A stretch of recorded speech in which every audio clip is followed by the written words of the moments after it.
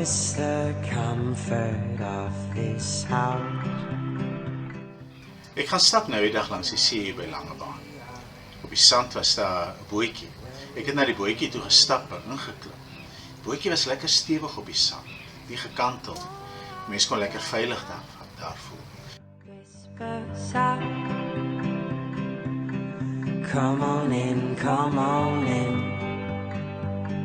where it all begins. Can you check before you hide away? Can you check? Een keer daarvan was daar 'n bootjie wat in die water gelê het. En ek het oorgestap om 'n bietjie na daai bootjie te gaan en die water ingeloop. Maar toe ek by die bootjie kom, het ek nie kans gesien om in te klim.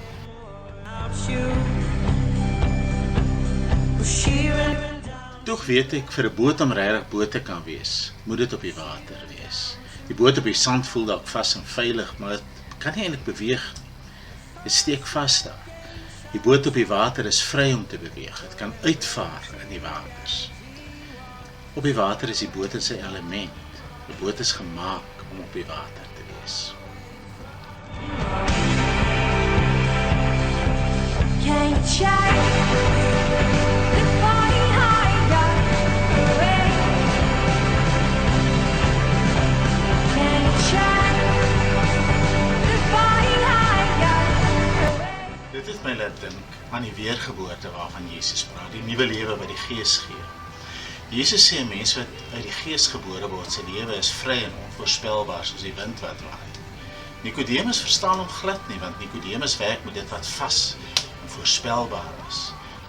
Daarom dink Nikodemus, dit waarvan Jesus praat is nie eers moontlik nie. Maar Jesus sê, die Gees bring vryheid.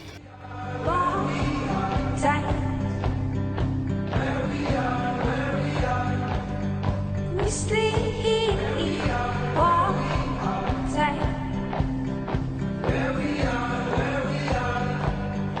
We sleep all day. Ek wonder of baie van ons se lewens nie vasval, omdat ons soos die bootjie op die strand is nie. Ons probeer rus op goed wat vir ons vas en seker lyk. Dinge waaraan ons kan raak, goed wat ons kan sien. Dinge wat ons hoop nie sal verander nie. Maar juist daarom val ons vas.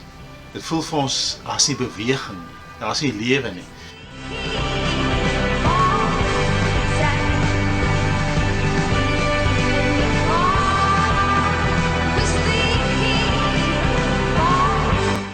Die werk van die Heilige Gees is soos die water van die see. Ons kan dit nie beheer of dit voorspel nie. Weergebore te wees beteken dat jou lewe rus op die werk van die Gees. Dat jy doen wat die Gees wil hê jy moet doen en gaan waar die Gees jou wil lei. Jy kan dit ook nie beheer of voorspel nie, maar dit bring vir jou vryheid, dit bring jou lewe en beweging. En soos die bootjie gemaak is om te rus op die water van die see, so is ons gemaak om te rus op die werk van die Gees.